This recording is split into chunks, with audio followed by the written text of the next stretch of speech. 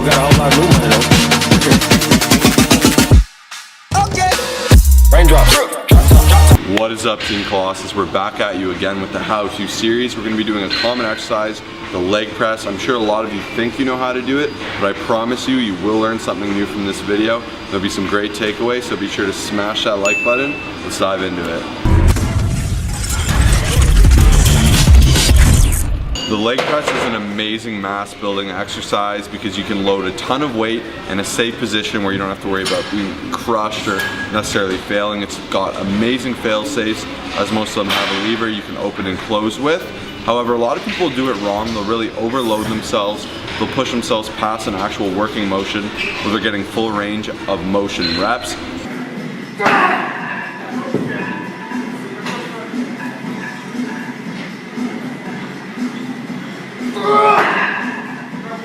You'll find that a lot of people are quarter repping or half repping at most. And we want to show you how to do this leg press exercise properly. I'd say I use a lot less weight than most people do, but I find I get phenomenal results for my legs.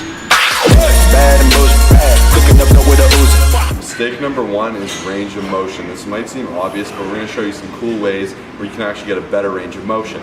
So one issue I commonly find are people hunching forward, boxing themselves with their elbows towards their knees, and that's really inhibiting how low your legs can go. Within that, if you're leaning forward, you're once again kind of taking away from that. You're curving your spine, you're taking it out of this strong loaded position. So what I like to do is, you can see me doing here, I'll load my spine, I'll actually put my hands behind my head, and I find this opens up my chest and leads me back to focus on using the driving force from my legs. So now you can see I can lower it to the correct range of motion for me, which is a full contraction of the hamstring. You'll really feel it pushed in and balled up, not to where my lower back is lifting off the bench, but to where it's completely compressed.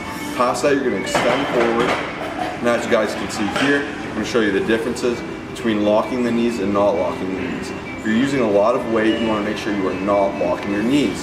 Full range of motion does not entail locking your knees. However, it does entail a good lockout with a good contraction. You see at the top here on the correct side that I'm contracting my quadriceps in an effective way and really squeezing and once again focusing on mind muscle connection. On the other side, I'm doing it like an idiot. I'm going too fast, I'm straining my knees, and I'm going to be in a lot of pain down the road. Snap City. So common mistake number two in the leg press is that far too many people are actually driving through their toes rather than their heels. And the main issue here is that over time they're going to cause a lot of stress on their knee joints. On top of that, it's an extremely weak pressing position. A good way to combat this is by really focusing on driving strictly through the heels on the leg press. That's a great turnover to the squat to make sure that you really keep those heels nice and flat. You're in a strong pressing position, and if you really want to target your quads best, which is what this main exercise is for, you want to focus on literally just driving through the heels, keep your toes nice and flat, and you guys will develop huge quads and be able to press a large amount of weight.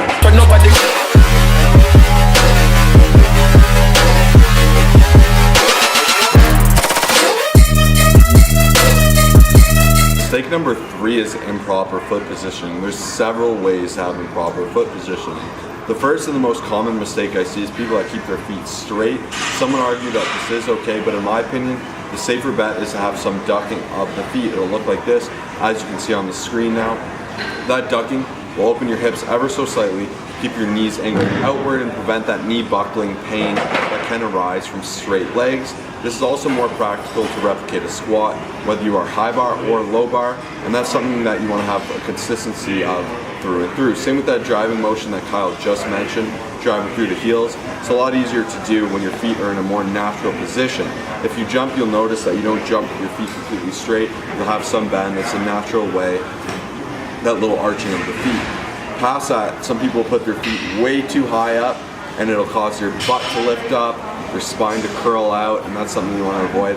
They'll have it way too low, and this once again creates your pressing motion to be very awkward and non-natural. By positioning it in about a normal, you have to play with it to see what's right for you. For me, I'm a little bit higher than mid. I find that this is where I get the safest and most full range of motion, whereas some people will be a bit lower or higher. You have to play around with it and see what feels the most natural. Okay guys, so when executing a proper leg press, number one thing I like to do is I like to take this little thing, push it all the way back. We've already got it set up, but the reason I do this is because it allows me to open up more, get a full range of motion. But If you're a smaller person, I'd recommend kind of lifting it up a tiny bit more. And next thing we're gonna do is actually we're gonna focus on this little thing right here. Far too many people have it set up right to this top notch. This is gonna restrict your range of motion. This thing's gonna hit down here every single time, so we have it at the very bottom. And then you're gonna get into your little leg press, do the setup that we've already taught you guys. And then there's always gonna be a little lever on the side. Some of them you have to make sure to let go and push out. This one does it automatically. You set up, retract your scapula, get your rhomboids nice and tight, and then lift. And then the gains begin, so this is how you do it. Oh yeah. So I like to put my hands up. Squeeze them juicy quads, boy. Oh yeah.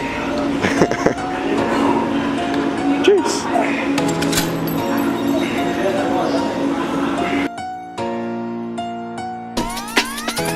Variation number 1, we're kicking it off with the narrow stance leg press. Now there's actually a common belief that keeping the feet together works the outer sweep, also known as the vastus lateralis. Unfortunately, to my knowledge, there is no scientific proof backing it up, but I assure you, you'll get a crazy quad pump.